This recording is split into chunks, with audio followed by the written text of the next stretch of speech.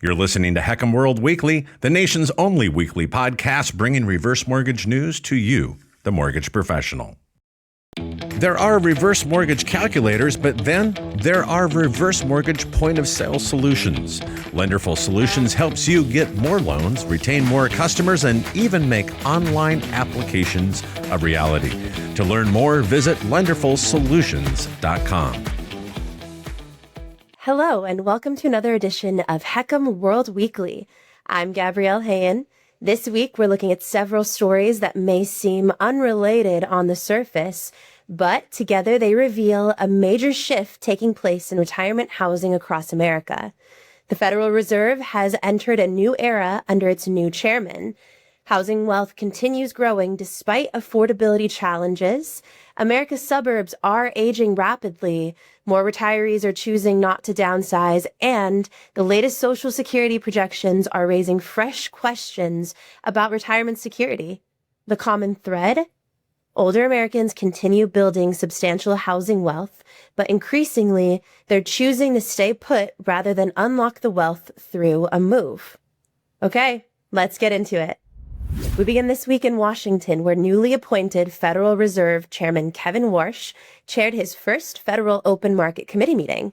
As expected, the Fed left interest rates unchanged, maintaining the federal funds rate between 3.5% and 3.75%. But the bigger story wasn't what the Fed did. It was what the Fed signaled. Warsh immediately put his stamp on the institution, removing much of the forward guidance investors have become accustomed to and signaling a return to a more traditional approach to monetary policy communication. New projections also showed many Fed policymakers now expect a rate increase before the end of 2026. Markets responded quickly, reassessing expectations around future rate cuts. Now, for housing and mortgage professionals, it's important to remember that the Fed does not directly control mortgage rates. As National Association of Realtors chief economist Lawrence Yun pointed out this week, mortgage rates are driven much more heavily by long-term inflation expectations than short-term Fed policy decisions. That means mortgage rates could still move lower if inflation moderates, which the Fed, led by Warsh, plan to focus on. We have the capability and commitment to deliver on our price stability objective of 2%. That's exactly what we're going to do. In the Fed's review of its strategy over the last any number of years, in January, the Fed, including the strategy that we're still bound by, the Fed statement says that inflation is primarily determined by monetary policy. You bet it is. I've said for years inflation is a choice. You bet it is. And today I'm announcing that this committee unambiguously and unanimously have decided we are going to deliver on that.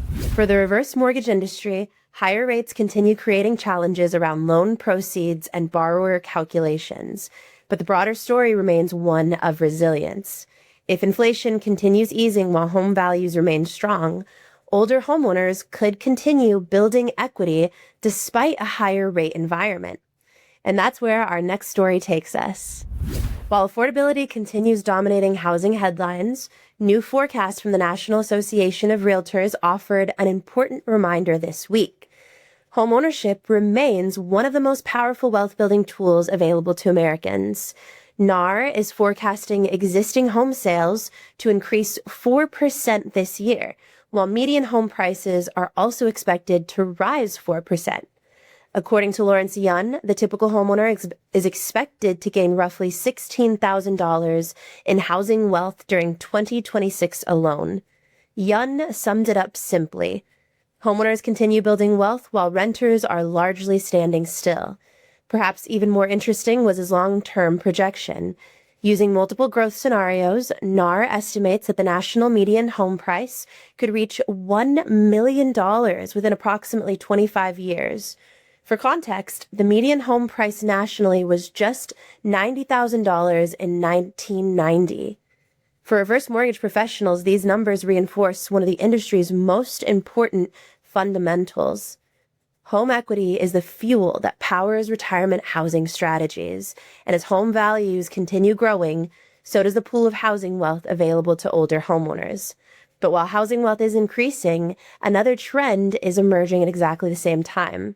Many seniors aren't moving. In fact, they're increasingly choosing to stay exactly where they are. If housing wealth continues accumulating among older Americans, where is that wealth actually sitting? According to a fascinating new analysis from The Economist, it's increasingly sitting in suburban homes occupied by older homeowners. The report found that the number of people aged 65 and older living in suburban counties has more than doubled since the year 2000. At the same time, more large suburban homes are occupied exclusively by seniors. Today, 27% of homes with 3 or more bedrooms are occupied only by people aged 65 or older. 20 years ago, that number was just 19%. The findings highlight a reality that reverse mortgage professionals see every day. Many older homeowners simply want to remain where they are. They want to stay close to family. They want to remain connected to their communities. They want continuity of health care and social support. And increasingly, they are finding that moving may not make financial sense anyway. That brings us to our next story. For decades, retirement planning followed a familiar formula. Work hard, build equity, sell the family home, downsize, pocket the difference. But today's housing market is making that equation far less straightforward. According to a recent Realtor.com report, growing numbers of retirees are choosing not to downsize at all.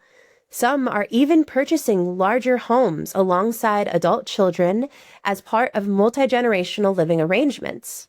Why? Because in many parts of the country, selling a long-held home and buying something smaller no longer delivers the financial benefits it once did. Replacement homes remain expensive. Mortgage rates remain elevated. Transaction costs add up quickly, and inventory remains limited.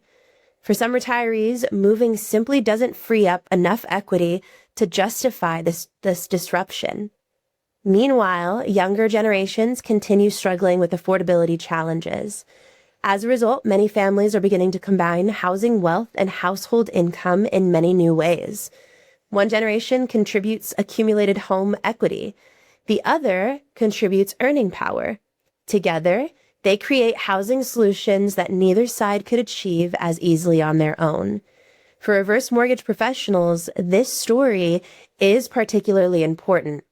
The conversation is becoming less about mobility and more about flexibility. The question is no longer simply whether someone should move. The question is, how can they best use housing wealth to support the retirement lifestyle they actually want? And increasingly, that lifestyle involves staying put.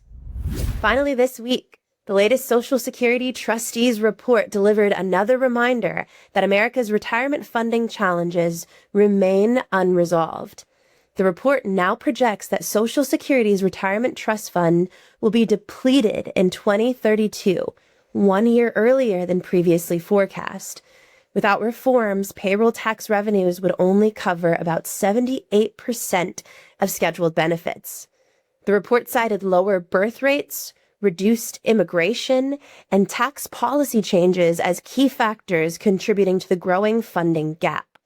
Now, Congress will almost certainly address these issues before the trust fund is exhausted, but the report highlights a broader reality.